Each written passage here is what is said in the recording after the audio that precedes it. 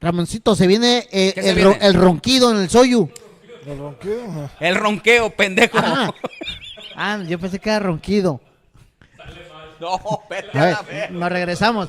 Oye, Fernando, tanto pinche estilo que estamos teniendo últimamente, tú con tu pinche ronquido. El ronqueo. El ronqueo. El ronqueo. ¿Cuándo es, El Ramón? ronqueo es el día 15 de noviembre, ahí en Soyu, señores, no se lo pueden perder. A toda la gente que les guste deleitar de la buena carne del atún, vayan al ronqueo ahí a Soyu y se van a dar cuenta que el atún no solamente lo vas a encontrar enlatado, también puedes comerte una muy buena lonja de atún con un fino marmoleo de grasa que no tienes idea.